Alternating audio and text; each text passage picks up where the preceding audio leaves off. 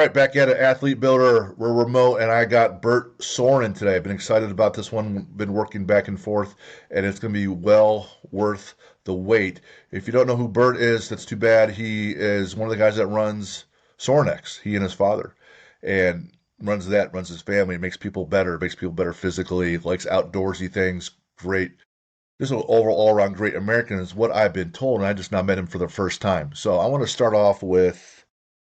This is a quote from somebody. It says that Bert cares about his people way more than people outside the store know. He is loyal as they come. He loves his family and his friends. He loves his company and he loves outdoors and hunting. He has the ability to get strong people to really tap into their inner strength. I would not be the person I am without the opportunities he's given me to explore myself. Wow. That's, wow. I hope I can live up to that. Dang, that is high praise. So that's former 4-year NFL D lineman, PhD, associate director for strength and conditioning and all student athletes at the University of Louisville. That's Dr. Pat Ivy. Pat is a special individual, and so coming from him, that means a lot. Pat is one of my favorite people. He is. We've had him on the show. I've been on his show. I was describing him. I said, "You're just big urban, good old boy from the inner city Detroit." Right. Who on the show he pulls off this deer head off the wall and starts telling me about that. And he was the third or fourth person inside of a few months to tell me about Summer Strong.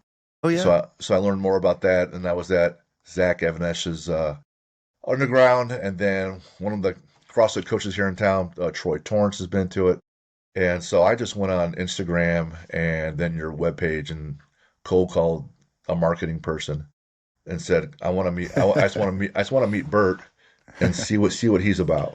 Sure. Well, I appreciate it. The folks that you mentioned, Pat and Zach have both spoke at Summer Strong before, and I've known Zach. I mean, I've known Pat for probably close to 20 years, and I've known Zach even longer. Just amazing people. So yeah, you're running in good circles. They're legends in the industry, and they just do great work. Rightfully so. Yes. Be present, be authentic, be legendary. Did you come up with that? Did your dad come up with that? You guys come up together? Did that evolve? Tell us why those three things are your mindset and core values there. Yeah, well, I appreciate that. I would assume I'm not sure exactly the impetus, what day they came up, but this has been my life for the last 26 years straight. So a lot of there's been a lot of water under the bridge. So I don't know. We've had thousands of hours of conversations. Probably was something that Pops and I talked about. Just kind of be legendary, as in, that was actually something someone even told us. They're like, gosh, you guys just help people become legendary, and you're legendary yourselves. Like that's fine if they want to say that. But that's a goal. And I was talking to my kids the other day, and we were saying, one of my goals is to make as large of an impact, positive impact on the world while I'm here. I realize I'm here for just a very, very small time on this earth. Life is but a vapor. And so my goal is, as I'm here, how many times can I perform at above an expected level of mediocrity, and how many opportunities and situations can I positively affect those around me? And so if that in a way would create a legend, then I guess that's a goal.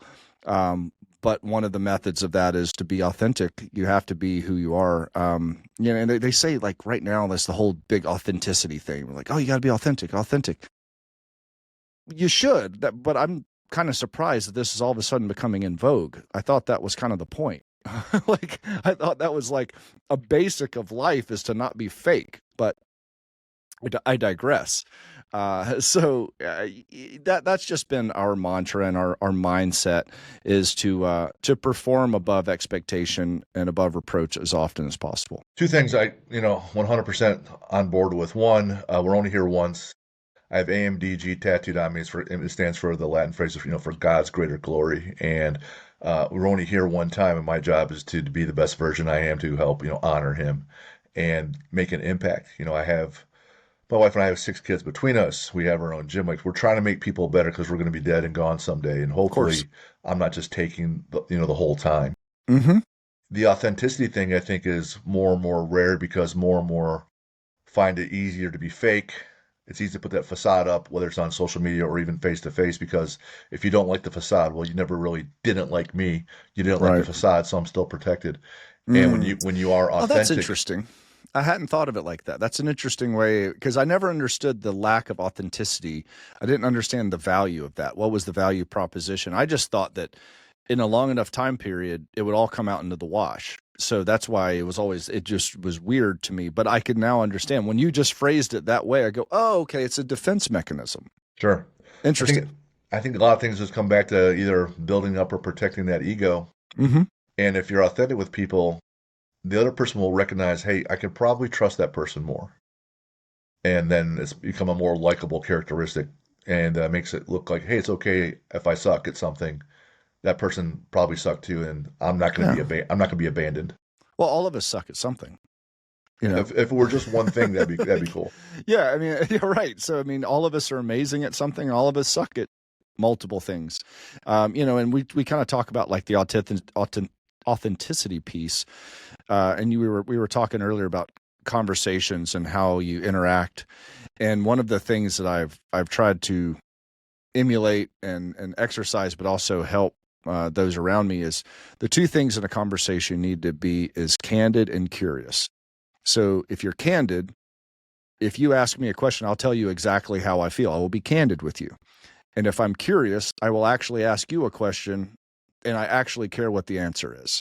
And it's a very simple blueprint for a great conversation. And then, of course, great conversation and shared struggle and shared time creates relationship. And so if you could just remember candid and curious, those those are hot points that you could build a good relationship off of those situations, because through that you build vulnerability, you build trust. So that's one of those things. And then the people that aren't fun to talk to don't do either. And Sure. then and one of my goals is to be a situation in life where I could excuse myself from that table quicker and quicker if respect and candid and curiosity isn't being served. The thing about being curious, you're not just waiting for your turn to speak. You want to hear what the other person has to say, and think about that and that viewpoint, and give it credence or not. Or have a discussion about it, not just, well, you're done speaking now. I can hammer you with my thoughts, and that part's a lost on a lot of folks. Right. And if we're both being candid about what we're saying, then it goes back and forth. I'm being candid. I'm telling you exactly what I think. I'm interested in what you have to think. Well, now we've both put our cards on the table and we could build a relationship. And now this is a symbiotic relationship that's going back and forth. And if honestly, if you're not, or either party isn't, then just stop the conversation. We're just making this up. We're making a play that sucks. Like Yep. just leave. Like Right. let's not play this game. A lot of times the only win is not to play, right? And Right. yes, I Right. remember that. I had a year that I called it the year of no. And I would try to almost everything that came across my desk or opportunity, the answer was no first. And then I tried to unpack that and wash it through multiple filters to see if it had staying power for me to do it. And I was able to prioritize my time significantly better, and be a lot more effective on target with my family, with my company, with my own time. I mean, time is the only thing that we have that you can't buy, you can't get back. And so I've had different kind of themes for the year. One year was open doors, which means I walked through those open doors of opportunity a lot. And then I had to kind of scale it back and say, okay, this is the year of no. I'm going to filter those opportunities significantly more. Something to Bert, look at. how old are you? I'm 49, just turned 49. 49. I got you by a year. So in this season of your life, let's just ask this question based on what you just said. You have family and business and friends and, hobbies or interests. Mm-hmm. And then there's, Probably more than I should have. the physical components of life, right? So this season, list out, top three priorities that, in 2025, how things are going. Um, well, I had a rough year last year. My father passed, who was, the founder of Sorinex. So that was a hard year. And then my mom, she got lung cancer this past year, and she's doing much, much better. She's in remission. but there was our COO passed. 5 weeks later, my dad passed. And so I got my butt kicked last year. So this year has been a little bit reestablished homeostasis. And when you're an entrepreneur, there's very rarely homeostasis for more than 20 or 30 minutes. But, True. but therein lies, the need to be resilient. But just for me, it was a rebuilding, a healing year. And so to be honest, it was prioritization of the family, of my company. I do enjoy the outdoors and hunting, and that's a little bit of just me being able to kind of get away from things, but also gives me a time to think, because when you sit in a tree for 4 or 5 hours in the quiet, it's amazing how much clarity that you're able to afford. And then also obviously keeping up with my physical training and kind of rebuilding. So I've integrated a couple more pieces into my physical training this year, more consistently, things that I hadn't done before as consistently. And I'm seeing some great increases in it. It feels like, at least right now, it's kind of like that weird calm between storms. You're like, hey, everything's good. I don't have anything that's like torn. The family's all going well. Oh Business is no. going well. Oh no. I've got some sleep. Oh, Okay.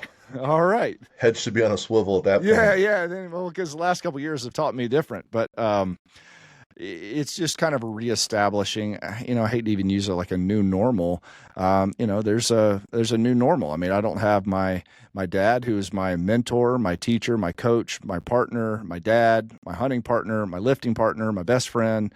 And so when you change, that's a massive change in your life, and just kind of understanding what life looks like from now on. And then the realization and the lessons that taught me, that one day everyone I love will be gone, and it will depend on if I am still here or if I'm predeceased. And then how do you handle that? How do you handle the rest of my life, which is either between 1 second from now or 50 years from now, and we don't know. How am I going to handle the balance of my life based on what I know now? And that's where my mindset's been a lot. I don't know that you have to have the whole next 50 years blueprinted out if you know that God's going to say either way you're going to be enough. And if you're enough, then you just keep figuring things out. Darwin said it wasn't the strongest or the smartest that advances, the one that evolved the best.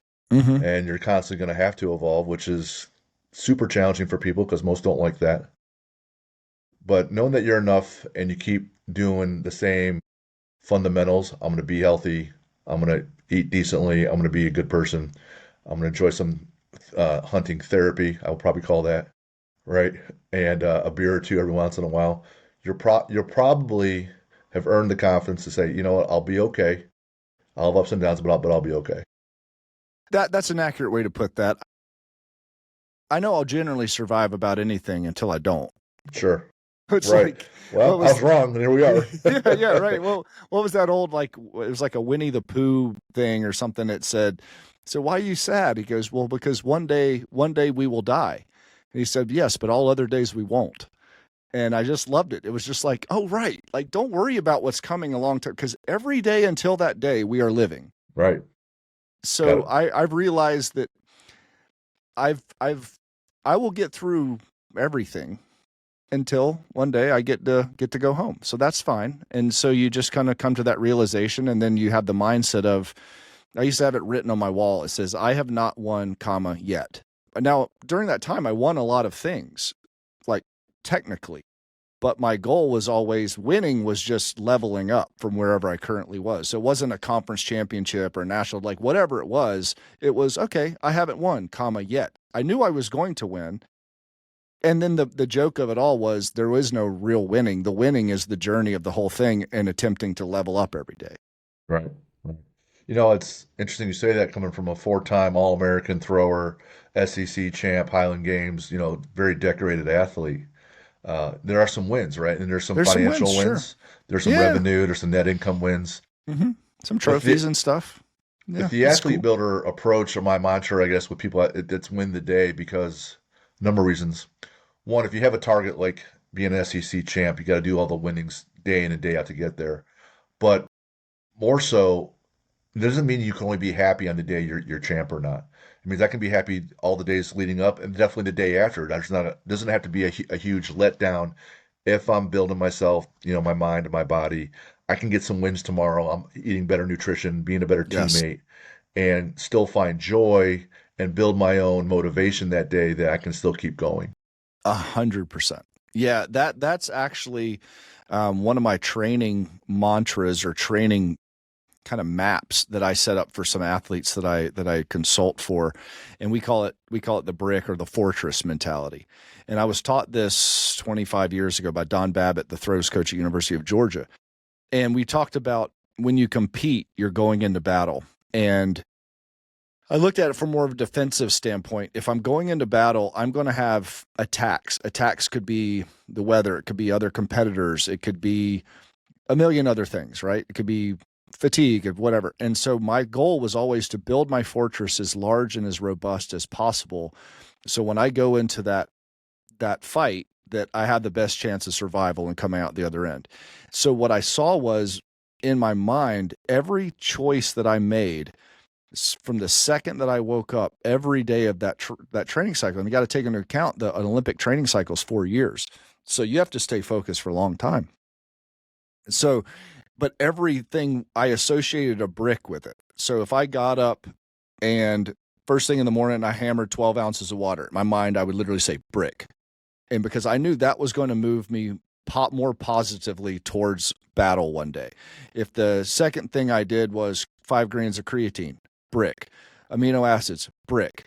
If and so what I learned was, and what I've coached people was, winning begets winning. And so if you get used to winning and get used to searching for bricks constantly, life is just walking around and picking up bricks to build your fortress.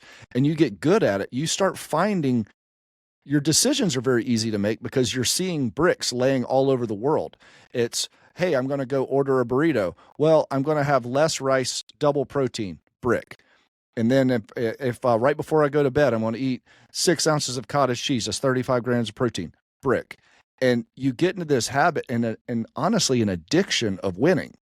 So when I tell people, I said, well, I've won 35 times today, and it's only noon. Right.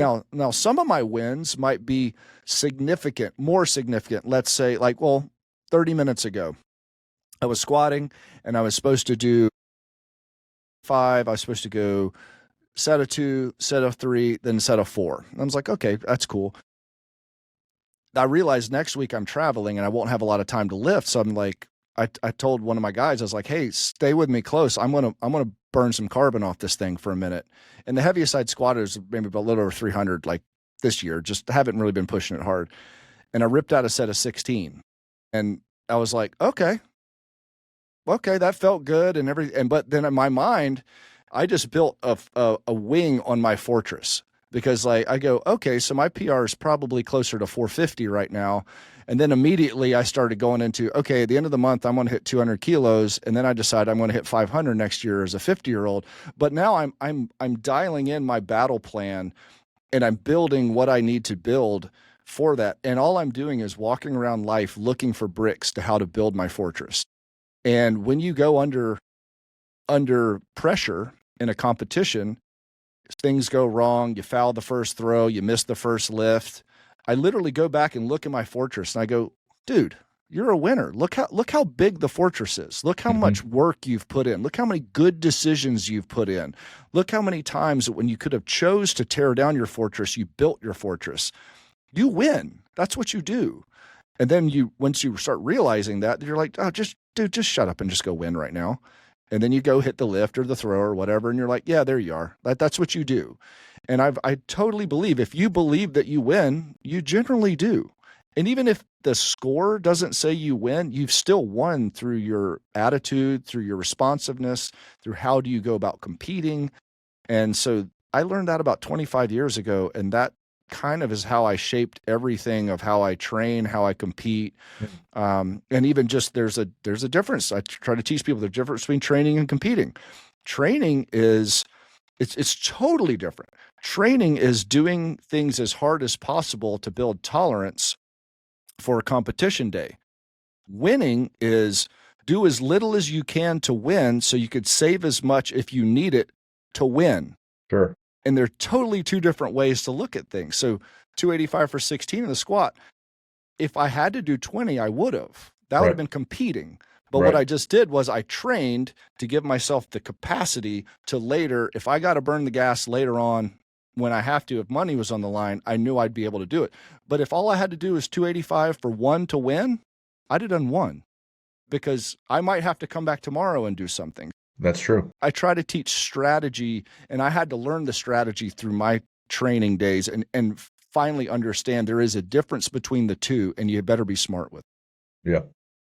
There's a ton to take away from there. I'm smiling the whole time. it. Like I just met Bert half hour ago, and I would say philosophically, humbly, we must be kindred spirits. If Bert, if you I go, could see that look in your face. You're like, oh yeah, this is what we both think. so in my book, and there's a planner that goes along with the book, and I talk about building blocks, inches, and you get these wins throughout the day. And so you can get wins on your mindset. I did the 2 hour ice bath, or 2 hour, Mm-hmm. 2 minute ice bath. I Mm-hmm. did 2 hours, 2 minutes and 15 seconds. I was trying for 9 hours of sleep. I got 9:15 win. And so I'm Win. trying to stack all these wins. And I say, confidence comes from reps. So yeah, you might be confident you can get 285 for 5 because you did it for 4. But when you do it for 16, you're like, well, now I know. Now I know I can do that. It's because you have the Mm-hmm. reps were there. And when you build those wins and you have your journal or your book next to you and you're going into that competition, those nerves might pop up, but you can look at, hey, these are the throws I've made in practice. I made it 12 out of 13 times. Yes. Statistically, I should be fine if I Yes. just have the same Yes. pattern, Yes. same Yes. pattern here. Yes. I should be fine. So there's no more feeling because I know, right? The feeling that should be Yes. gone because I know now.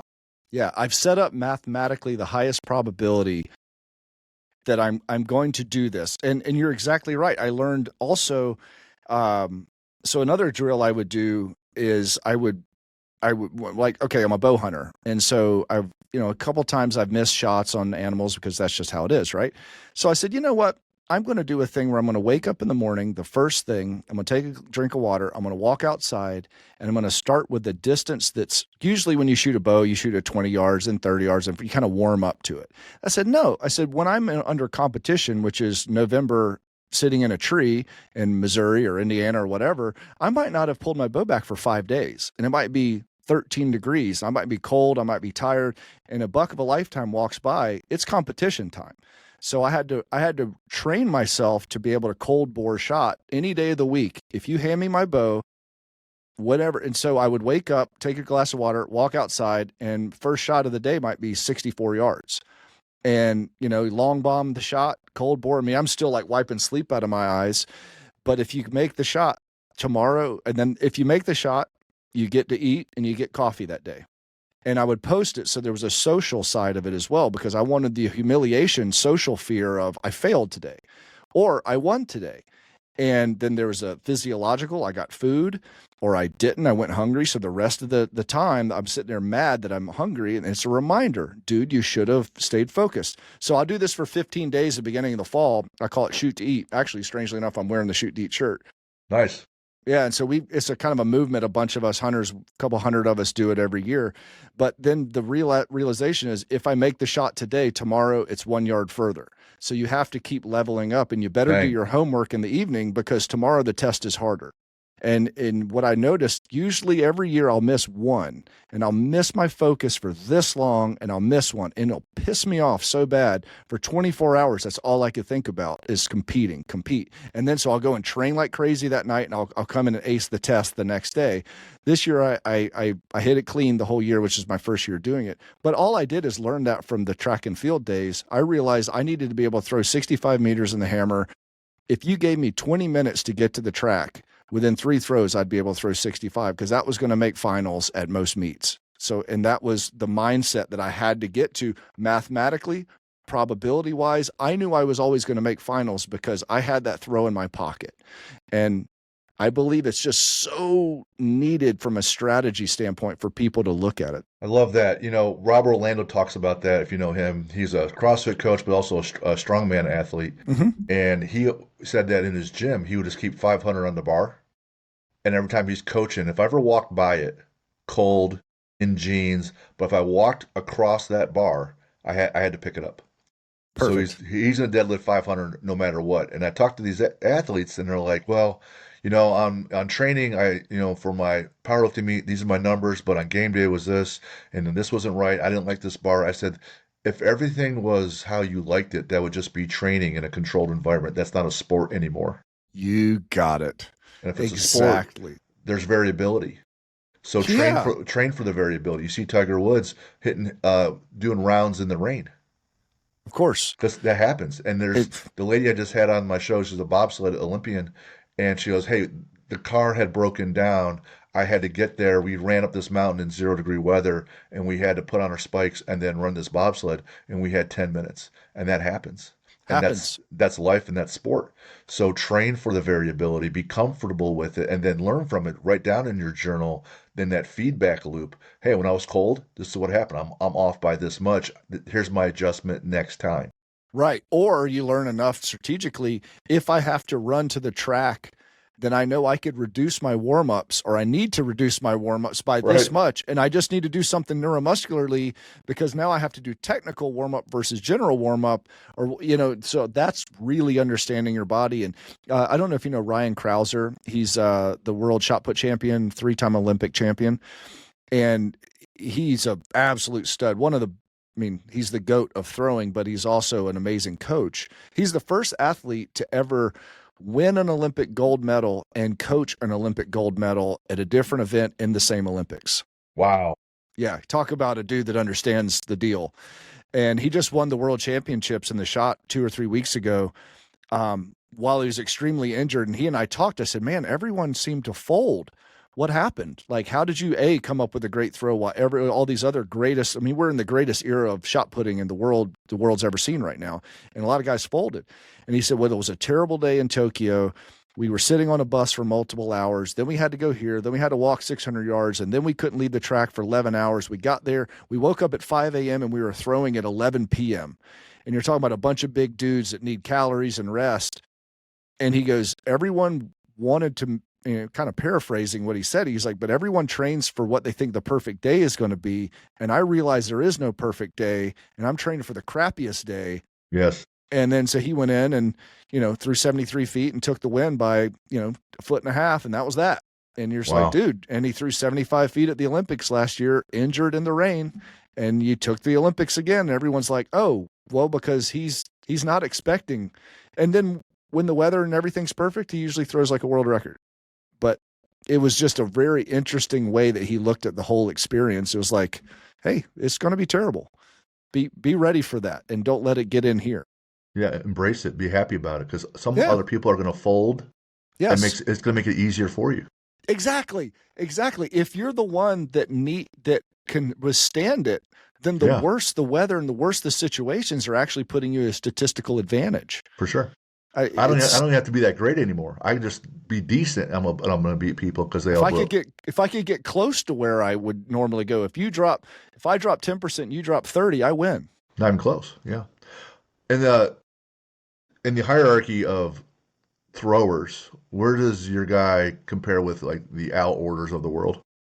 First of all, I'm very impressed and excited, and I appreciate that you know who Al Order is. So Al was my first sports hero. Right.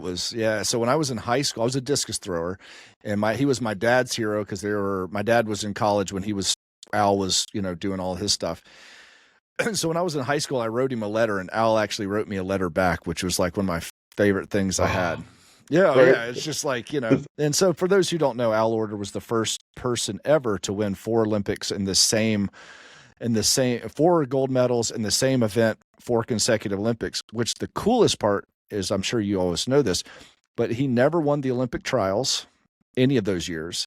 I And didn't he know that. never held the world record, but all 4 Olympics, he hit a lifetime best in the Olympics for the Olympic record. And 2 of the times he was severely injured. I want to say tore like his abdomen or something like that. Yeah, he tore his abdomen, and one time he was in a neck brace because he was in a car wreck. So they taped his whole abdomen where he tore the cartilage in his between his ribs, intercostals, everything like that. And they told him, you can't throw. And he's like, tape me up. And then he came on his last throw and bombed a lifetime best Olympic record and won again. And so, yeah, so Ryan is what I would say he is higher than Al because he's held multiple world records indoor and outdoor and has won multiple world championships, almost every Olympic trials, and has broke the Olympic record, 2 of his 3 golds that he has. And so he is going for his 4th Olympics in the shot put. And I think only one other person ever won 2. So he's won 3. And if he wins the 4th, it'll, he and I talked, he's like, I'm going for the Al Order 4, like, which is unspeakable because the shot put is even more finicky and tough on the body than the discus. And, I mean, if anyone could do it, he's the guy. I mean, he is the GOAT, zero question. No, like, he's the dude of dudes in the throwing, man, woman, child, any era. No one, like, put it this way, 22 meters is 72 feet, 2 inches. 22 meters is known as like high world class in shot putting. And he and I were talking one day and he said, well, I had the most throws over 22 meters as anyone. And I said, well, what's second place? And he said, well, that was Ulf Timmerman of East Germany has had 39. And I said, well, what are you at? And this is in competition. He goes, well, I just cracked 200 in competition over 22 meters. And I think now he's close to 300. So when the second place guy is 39 in the all drug era, right? That's ridiculous. That's not winning. That's dominant. Wildly dominant. Wildly dominant. Yeah. So like, he's unbelievable. The Katie Ledecky, she's a distance swimmer, and she has the top 16 times at her distance, and the number 2 is 17 away. It's like no one's even close, and so it's like that. Yeah, that was pretty much where Ryan, it's wild because the number 2 guy ever is in the same era. And I mean, so we're seeing the best of the best, but it was interesting. I was talking real quick about Ryan in competition. And I love because he kind of coaches himself and he always shows up and I don't think I've ever seen him throw poorly at a major. Like he always shows up and makes it happen. You're like, even if it's a seasonal best, you're like, this dude always makes it happen. And I asked him, I said, are you super jacked up when you get there? Are you like super pumped up? And he's very analytical. And he goes, no. He goes, I haven't missed a training day in 7.5 years.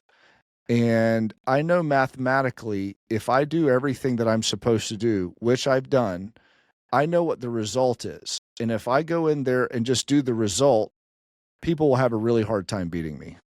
I love that. And it was just like, that was it. Like, yeah, he's earned it.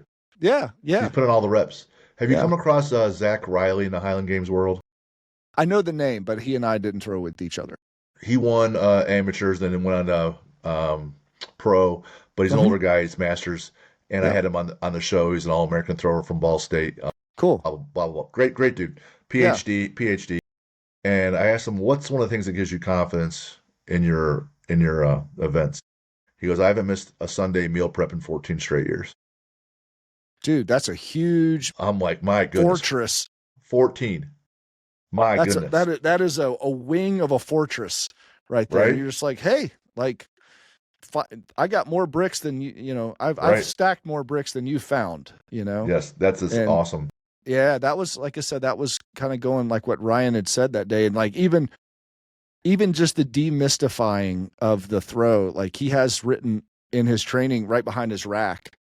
It's like 2385 meters, and the world record's like 2356. So it's like 78 or 79 feet, and it just says it's only trigonometry under it. And so he's just broken it down to it's the vector, dumbass, right? You don't know that. He was just like, no, like if it does this with this rate of force and this speed and this angle of attack, it's going to go 2 feet further than anyone ever, and like it's not a big deal. It's just trigonometry. And you're like, oh wow, you just view this totally different than the rest of us, which is awesome. I love it. I love the beautiful mind. Yes. It takes a beautiful mind to be creative and be unique. And creating gym equipment is not unique. However, there is uniqueness, to York barbells. There's uniqueness to Sorinex, and I want to know what's different and unique about the way you guys go about your business, and also, so not just the method, but then the product itself. Okay. Well, I think it really boils down to, I mean, a passion. I don't know how many, and I don't believe there are any other weightlifting manufacturers who are also designers, who are also world level, world class athletes, who are also currently still lifting. And so I think it's like a vortex of all the things that kind of can make you different. And we build our own stuff in house, and we don't have other people design it. We design it. So we're squatting today and doing things in the weight room today that are going to move the needle tomorrow. And I'm going to walk 50 yards that way to our prototyping shop, and I'm going to get working with it with my staff. And so I think just the integration of how who we are is different, because I don't believe there are any other companies that are set up that way. So there's a passion there that has just always been there. So my dad said something, probably one of the things I heard him say more than any other, and it was probably one of my favorite quotes, is look at something not for what it is, but what it can be. And that was basically what we built Sorinex off of. Let's not look at the strength industry for what it currently is and what we think it is and what everyone thinks it is. Look at it from 20 different directions and try to see what it could in fact be if you removed all of the guardrails. And whether that was when we designed the first power rack that had four-way hole system. Are we getting a weird reverb? Is that on your side? Or it's like, I hear none of that. okay, I just hear like it sounds like a plane taking off or something. You moved, yeah, you moved something and then something changed. Is that noise? Yeah, yes, they just changed it. I just moved some papers. Now I want Oh to see wow. my next round of questions. Oh no, okay, yeah, something changed, but yeah, sounds great now. Sorry. Okay. Um, uh, so like from when we designed the first rack and rig system with four-way holes, that totally changed the industry. And what we did, literally, I sat down with 3 pieces of paper and I said, a power rack needs to do this. And I wrote down all the things that a power rack needs to do. I wrote down all the things a power rack currently does, all the things that suck of how it works, and then basically a 4th page of what if. What Well, if what could it what do? if you could put jammer arms on a power rack? What if you could use safety straps? What if you could interchange and move plate storage options? What if you could put neck machines on there? What if you could, and it was just like all the things. We took everything in the weight room and said, what if these could integrate into a rack where a customer could come in and with 2 wrenches, they could create whatever they wanted. And when we did it the first time, people thought we were like, it was like, this is stupid. It's insane. Why do you have all these holes and everything? Looks dumb. It looks cheap. But like, it was all the things, right? Okay. And, but it was what Pops and I saw as, but if we do this, we could basically hand the strength adventure to the practitioner instead of making it something that is made by the company and then you just have to eat what we give you. Is if you have accessories, you could Mr. Potato Head this thing into whatever you want it to be. So I think it was because we were in the weight room, and that was actually when I was right about the time I'd won the amateur world championships in Highland Games. I got it into as a pro. I was still undersized.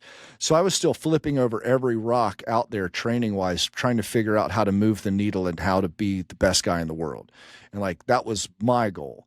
So every day I'm tying up different things and strapping things to here and putting bands on this side and just trying to figure out any way that I could beat the big guys. And of course, you have to have the gear to do that. So we were building gear. And then it was like, okay, if I want to do these 20 things, but I could have some commonalities and I could build this one piece that all of this will work. And so a lot of it was just art imitating life and life imitating art back and forth. And so the two were so symbiotically put together that's where a lot of our designs. And when Pops was lifting and competing at the national level, the same type surges were happening because he was trying to figure out how to win. And so that's where I looked.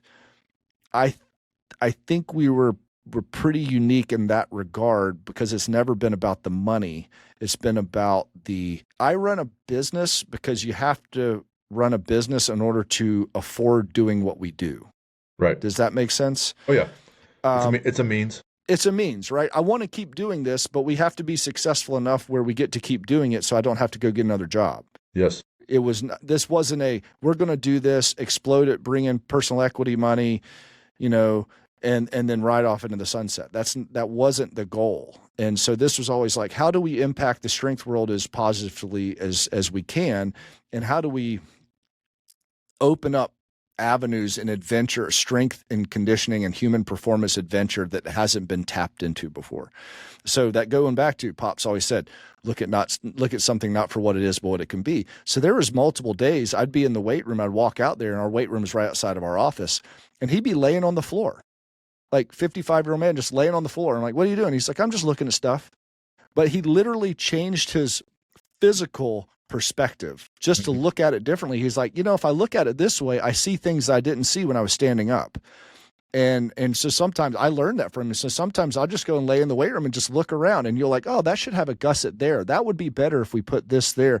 And you just get to watch and observe and then going into like the philosophical nature of that, looking at something not for what it is, but what it can be. That is coaching.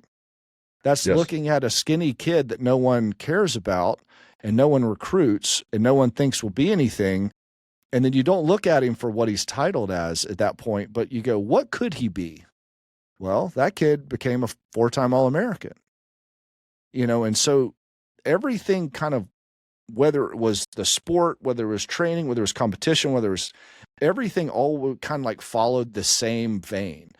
And in my opinion, the physical steel lifting equipment is just one of the physical manifestations of that mindset. That's one art form of that. It's a much larger scale, than what Louis Simmons was doing. He would be hanging off his workbench and then swinging his legs to make that reverse hyper. Mm-hmm. And then, it was meeting a need. And then he was so dialed into his craft that he would tweak things. Of course, you're doing it on a much larger scale with a lot more equipment than he ever did. But it just illustrates the point when I read Robert Greene's book on mastery, does this piece on Da Vinci, and Da Vinci was a literal expert in different areas. One was on oils, like things how the oils work together, but Mm-hmm. also on the human body, skin, Sure. blood. So if you have these experts, and let's say you have a CGI expert, or say you have a tensile strength or engineer expert in steel, right? But also the design experts, and you bring those experts together, and Yes. like you being in that tree stand for hours, or your dad laying on the floor for a time being looking up, or those people just sitting there with that brain power being quiet, then they start to create. Yes. And when they can create with a hey, what if mindset, then first you have to get to that level of expert. You have to be smart enough to be able where you can be, innovative. But then you sit there quietly and you let your mind expand and just what if some things. The next thing you know, you have these jammer arms that change the way so many athletes do their explosive work, in college Right. settings. Or a landmine. The landmine was never meant to. It was never meant to be in the market. It was going to be my secret weapon to making the Olympic team in 2000. That was it. Like that was rotational strength for me throwing the hammer that I was trying to like, okay, I got to do this thing that's going to help me beat these big guys. And, then a couple people like, hey, can I have one? I'm like, well, yeah, well, I don't know. And then I said, Pops, what do you want to name it? And he goes, well, it kind of builds explosiveness at ground level. Call it the landmine. I mean, that's how that happened. Wow. Yeah. And so you look at it and you go, well, the landmine, the rig system, jammer arms, like the safety straps, that was something that he screwed with for years. And we had these straps that he used to buy them. They're 4-foot straps. He bought them, where the heck? I think he bought them like at Tractor Supply, and he'd rig them up and he would use them for safeties. And I go, why don't you use the safety bars? He goes, well, these don't seem to bend up the bar and it doesn't mess up the knurling. And if you get your finger pinched, it won't cut it off. And I just like them. They're lighter and they're just quieter. And this is like years we used them with Yeah. other pins. And then we designed the strap shackle and all the other things later. But they just sat in our gym for years and we would all just use them because Pop said use them. Yeah. And then you realize later, like, oh my gosh, like everyone has strap safeties on racks now. Everyone has four-sided hole design. Everyone has landmines. Everyone has jammer arms. It's all this stuff, but it all came from a place of not like, we're going to go create the next piece of equipment that is going to be high sales or whatever. It was always, hey, I want something that does this. And I think there's a better way of doing it. And I know everyone always does it this other way, but they're leaving a lot on the table. Like, I'm sure you have your hard safety bars, right? You go down a squat and you're a little bit off. What's the thing that happens? The bar hits, goes ding, and like throws you off. Sure And does. what we learned was if you hit the straps just kind of move out of the way. And or if your hands are wide because your chest and your shoulders are tight and you have to hold wide, you don't pinch your fingers if you bottom out. And those are little things. But if you're not into lifting, you don't know that. That's not evident if you're just a dude designing equipment. Right. Yeah. No. No. That whole necessity is a mother of invention. That's funny because you said that you guys were just using the normal safety arms for years and having Oh yeah. problems. They worked, but you can still pinch your finger, or there is that feedback. This one guy I knew, he would train in his garage. He's always bitching about the sun in his eyes. And I come by like a year later, and I go, "I haven't heard you bitching." He goes, "Well, it took me a year to figure out if I moved the rack away from the window." or lift at a different time of day. Right. I'm like, "Oh yeah, good Yeah. one, buddy. Good Yeah, one." but you're exactly right. But if you again take it, this isn't what this is. What can this be? What could this situation be? And that was, I mean, we made hard safety bars from 1980 till 2007, and then but about 2004 or five, Pop started playing with the safety straps, and none of us really liked them at first. It was like, no, this isn't what you do. And he goes, just try them. And then after a while, everyone in the gym just liked them. And I mean, heck, if you really look back, it's wild. So Pop's the gym he grew up in, besides his own little gym in his garage, he was from Newark, New Jersey. So he used to go to the Newark YMCA, and it was actually pretty star-studded group of folks there. So Anthony DiTillo was his training partner, and then David Draper was there right as Pops was getting in as a high schooler. Draper left and went to California and became the Blonde Bomber. Mm-mm. And then, have you ever heard of Desi Ban or Desoban, Titan Slacks of Desi Ban? Well, that was Pops' his lifting instructor, like his coach. Well, so one day, Pops, they had the old York barbell, the old power racks are like just basically isometric racks. I don't know if you remember that, or people that used to be able to buy them in the York catalogs in Strength and Health, and they were really only for isometrics. And so Pops is like 15 or 16 years old. Well, he took it home and hacksawed it apart and bolted together cross members in between and brought it back. And everyone was pissed off at him because they're like, you screwed up and he was like, well, why don't we lift inside of it? It doesn't make sense, like, just to do ISOs. Like, let's lift inside this rack. Well, they need a safety. So one of the guys, they brought a bar, and then he said they slid a bar through the holes. But then they had a big piece of urethane that one of the guys had a roller because he worked at a factory. So they slid it over there. And so that became like a safety bar, but they started doing rack partials out of that because the urethane wouldn't bend the bar. This is like 1965. Wow. Well, Anthony DiTillo started really dialing into it and started creating a lot of partial movements based on that. Then he was writer for Strength and Health. And then if you look at like the weird tree, is Anthony DiTillo was Charles Poliquin's biggest influence and was also the influence for Louis Simmons with partials.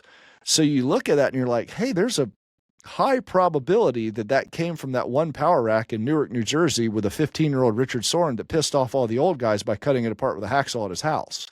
That's amazing. It's wild. The chronology of how, someone knew algebra, then someone else knew geometry, then someone else knew algebra 2, then someone else knew calculus. Yeah. But just from that basics right there, it kept evolving. I love that history right there. Yeah, it's super cool. But everyone just saw it from a little different angle. And then, DiTillo started doing a lot of partial movements, but because that urethane pin, it wouldn't bend the bar. And then that was just a lucky. That was key. that was a key lucky thing that one of the guys just brought it in there. And so I love that type of stuff because you realize that no one had all the answers. And like you said, everyone had a different language of math. And so they just keep adding to each other, and then we make this awesome party. I like that too. A lot of times in our field, I come across a lot of coaches that believe they know everything, and so I'm like, come on, man. Once you start thinking that, you're pretty much done. You're screwed. On the evolution piece with Sorinex, I gravitated towards the outdoors component. People, because I we had this one guy on. He's a sniper, and his Who's that? gym is. Um, I'll send you the link, Yeah. but he has Yes. his gym is like one of those containers that goes on the back of a semi, Sure. and so sometimes we'll pull things out in the woods. He manufactures the scopes for snipers. He's a Marine instructor. I can't remember his name. Anyways, so the outdoors component of Sorinex, uh, how did that come about, and what's in store for that? Yeah. So, the two major pieces of my life have always been the outdoor pursuits, which Pops got me into as a kid, and human performance or strength and conditioning. Like those are the two that since I could remember 2, 3, 4 years old, those have been constants. So as I got out of heavy competition, as I got out of attempting to go to Olympics and the Highland and the hammer throw, and then the Highland Games, and then I had more time to get back into the outdoor pursuits, and I always just enjoyed being out there so much. Well, as it went further and further, you start realizing, I'm still not old at this point, so I want to start training for something because I'm just made to train and made to dream. I'm a dreamer. I dream big dreams, and then I beat a path to it. And so I said, well, I want to go on some elk hunts and some different things like that. And so I said, well, if I'm going to do that, I got to train for it. And then so I started looking into different training styles, and then realized that there weren't a lot of people doing it in the outdoor space. Cameron Haynes was obviously the biggest name in that world. But I also realized there weren't a lot of people training for the outdoors, and not only the physical training, but the mental preparation of like competing, because anything you're doing that's scored and for real is competing. I don't care how you slice it. So I just realized there was a void that the folks that were training to compete at that, there was not as many of them that I was used to being around coming from the human performance world. And so I quickly said, well, gosh, I have 100 people in my phone that are the best human performance coaches in the world. They could really help out these other folks that I enjoy hunting with and doing stuff outside. And then conversely, as hanging out around hunt camp and things like that, there are so many physiological, but also emotional and social and spiritual healing and development that I was getting here, that I realized that my old friends from the sporting space they weren't getting to experience. So I said, gosh, these people can mentor the sporting world, and the sporting world can mentor the hunting and outdoor world. And I just kind of realized, I go, gosh, I have the top names of both in my phone. I have the top of each mountain. And so I said, you know what? I'll hope to be the one that combines the two, or not Bring the together. one, but Help the, one of the people who have. And so that was the goal of Sorinex Outdoors. Said, well, let's treat the outdoors like a sport, and let's all look at this a little bit differently.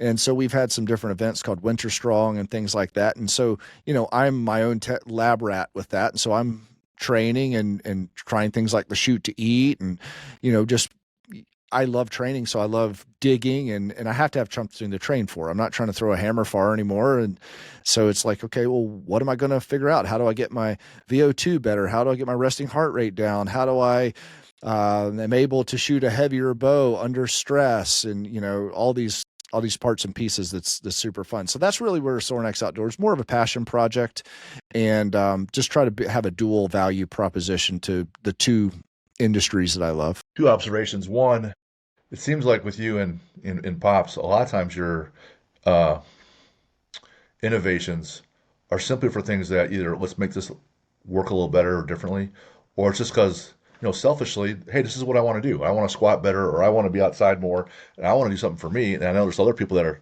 like me. So why don't we do a product or service like that? I'm Also, really not smart enough to do it any bit differently than right? That's that. Yeah, okay. yeah, As a former strength athlete, after a while, your body gets tells you, hey, you can't put 800-pound yoke on your back, and so I had lost some of that things I could do and wanted to do. And some of the guys in the show that were SEALs, they do this swim across the Hudson River to raise money for the foundation. So they asked me to do that. And I'm like, I could swim up to a bar, So right. but they're like, but we want you here. So I said, all right. So I'm gonna stack all my bricks, like you said, and for 14 months, and because I like to have things on the calendar. Yeah. And even though it's not my cup of tea, like I'll run a couple miles, but we're swimming, 3 miles in the Hudson River, Oosh. and to raise money for the foundation. It was just an awesome event. So I totally empathize with, hey, have a target and keep pushing yourself. And even though you're not doing some things that you like to do before, like compete in a hammer, you could find still new passions and things that excite you Right. mentally and physically. Yeah, and I believe you're right. I generally do things that directly affect me because I know that if I'm very goal oriented, so I know if it's in here and in here, I won't let go of it. So I know I'll put full effort and strategy to making it happen. But then you kind of just make sure that other people would also find it valuable, right? That it's just not Sure. some weird, crazy misogi. Yeah. And then you realize pretty quickly that if you find some cool things valuable and you go after them and try to bring value to to the situation, you're not alone. You might need to be pretty good at sales, as in just to sell other people on the idea. Hmm. That's kind of a gift of mine. So like I'm pretty good at convincing people like, hey, let's go do some hard stuff and it's going to be awesome. And so you use your gifts. Use your gifts. Pretty fun. I like that. I like that a lot. A lot of similarities. I've been in sales almost my whole life. I always like to, end every episode. I know we want to make sure we're always respectful of your time, but I Thank just you. have some rapid fire questions. Oh boy. So, what do you listen to when you train? Well, the last few days has actually been pretty cool because usually it's just whatever is on. I'm a classic rock guy. One of our media guys, he has some crazy classic rock mix up. So it's like, it kind of a DJ go in and out of Metallica and this and that. And it's, I'm an 80s kid. So it's like you get rocking a little bit. And I so my gotcha. kind of how I'm doing it now. I order from Uber Eats and I know it takes about 30 or 40 minutes for it to get there. And my goal is like just go at the training as hard as I can until my food gets there. And so it keeps me focused. I need to earn the calories. Yeah, and then I eat my burrito, and then 20 minutes later on this podcast. But yeah, so it's just been we listened to some good tunes today. It was good. It was nice. Classic rock guy. What's a bucket list adventure just you and your wife, and you can't have done it before? Ooh, Place to go, a thing to do, just ooh. just you and your wife. Just my wife and I. So you can be quiet and present with each other, but it's a place you guys haven't been. Yeah, yeah. I'd like to go someplace tropical, but like far away, like Fiji or something like that. And we've done the Bahamas and things like that, which are super cool, but you're still it feels a little. I mean, people and stuff like that. I'd like to go just or Maldives or something along those lines. I think that would be amazing, and just have time. And the biggest thing is time without the guilt of feeling like you're not being there for the rest of your family or your friends or your business. Like if I could remove that, I could have a great time in a cardboard box as long as I'm not feeling that pull like I'm supposed to be somewhere else. Because most of my life, I always feel like I should be doing more or should be somewhere else, no matter where I am. And that's a unsettling feeling, but it's pretty motivating too. I get that I'm being motivated by that. I struggle with that because every time I use the word should at the end of that sentence, I usually end up feeling bad. So Mm, I try to give myself a little bit of grace and say I got to have some time with my wife or my kids, or right. just some my own therapy. Maybe the island of Samoa. There aren't really places Oh yeah. to stay. So if you go there, you get to stay with a family and they bring them in. Cool. So you're ingrained. You're in, right. So Yeah, it's you're it's indigenous. right. It's a big deal. That's cool. Favorite sports movie? I mean, the Rocky series is probably the sports movie of all time, but there's I would say the Rockies. I'm just introducing my kids to them, so we just got through Creed 2. We've watched them in sequence, but it's probably Nice. hard to beat. If you grew up in the '80s, it's hard to beat Rocky 4. Right. You know, It's amazing. yes, Favorite sport to watch? probably track and field, and probably just shot put. I even a hammer thrower. I love watching shot because I understand the greatness that we're seeing right now in the world. So that's probably my favorite one. Favorite athlete, current or dead or whatever. Al Order was my guy, but I say Ryan Krauser, the ones that are living now, not only because I love how dominant he is, but I love that he's not just physically dominant. He understands the training so much more than almost every athlete I've ever talked to. And much like yourself, I get to see behind the curtain of everybody. So it's so rare when you get someone that's truly a world-class coach and happens to be 6'7", 330 and has world-class fibers. At that size, he's still like a 10-8 broad jump. So Man, you're just going like, so okay, much this power. is so much power. Krauser's probably my favorite. Awesome. You have a book you could recommend? Ooh, I was thinking about that earlier. There's a lot of the Jocko books I really like, the Extreme Ownership. I think my guilty pleasure books are the Jack Carr series, the Terminal List. I enjoy those, and the new I one just just came started in out. those. Yeah. Oh yeah, the new one just came out, and I have a big drive next week, and so I'm actually kind of pumped for like a 12-hour drive that I get to maybe knock the whole thing out. But You have a superhero, and it could be fiction or real life. superhero, hmm. Like a fictional superhero, probably John Rambo. Again, child of the '80s. Right? They had that Van Damme, Steven Seagal, Uh, Schwarzenegger. yeah, but There's so man, many. There's so yeah, many from yeah. that period. That period. If you really look at it, though, John Rambo from what I've understood, is the first action hero they ever had in a movie. That was the movie that like made the action hero.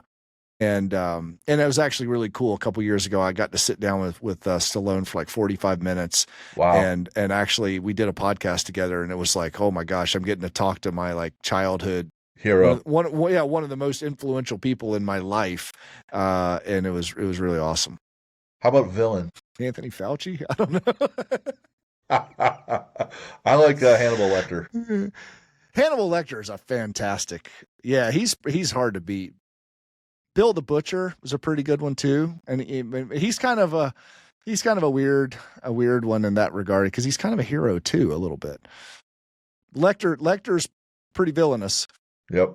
Favorite lift? I loved cleans as it like growing up and coming up, but I still it's hard to beat a good old fashioned back squat, and I've kind of fallen in love with them again during Squattober.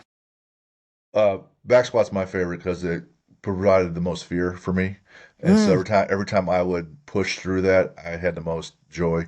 Number that's an two would be interesting way to put it. a natural stone or an atlas stone would be would be a close number two because it's more Oh, raw. It's more raw. It's yeah. how it used to be. You still You got know, both of your biceps? I have not torn a bicep. Yes, Ooh. So yes, I started play. I lifted the Inverstone I heard that in on Scotland. the Joe Rogan show. Yeah, Oh yeah, yeah, and thankfully, I mean, I'm not a good stone lifter. I'm just a probably not built for it, and B just probably not very strong. you have a quote for us. Yeah, I would say something to remember is just look at something not for what it is, but what it can be, Beautiful. and look at that every day in every situation. If you see it as a crappy situation, don't look at it as that. Look at it as an opportunity to get better, to get tougher, to find a better way. Don't look at it as a kid, as a skinny, weak kid. Look at him or he or she or what they could be. And then I guess then you just try to do what you can to create that situation, manifest that. Where can we find you? Find information about Sorinex or Summer Strong, things like that. You could follow me at Bert Sorin, BertSorin on Instagram. Um, Sorinex.com, Sorinex on Instagram. We're going to post everything, a lot of our jobs that we're doing, some of the cool stuff that's happening. Actually, the Outdoor Channel did a story on us that'll be tomorrow night, which is what's the Friday night, 8 p.m., which is kind of cool. Like I grew up watching the Outdoor Channel, and now they're doing a feature on us, which I thought was awesome. That's neat. Yeah, it's pretty wild. So yeah, I think most everyone should be able to find us from those different aspects. But Gotcha. we appreciate it if you would. I will. And hang on here for a minute after we Yeah. hop off. If you want to get a hold of us, again, info at athlete-builder.com. Athlete-builder.com is our site for you want coaching, insights, or just send us questions and check out our books that we put out. So, Bert, man, thank you for the gift. And Thank I you. knew I was excited for this. It took a couple months to make it happen. I was just happy that I was in the queue. And I was looking forward to learning and just the continued education, but just the fun doing it. So this is been nothing but a gift for me. If no one listens to it, I'm really thrilled about everything. So thank Thank you. you, Jim. It was awesome to get to speak with you too. And you I'd say that you really, really understand training and competing, but maybe that's because I think we're very aligned. But I love your mindset, and it's a rarity how you're viewing it. And again, I think both of us get to see behind the scenes of a lot of champions and champion mindsets, and champions are different. You're certainly tapping into that, and you had the recipe. So thank you for having me on, and thank you for honoring me with your time. Uh, Best of luck, Bert. Thanks, Jim. See you.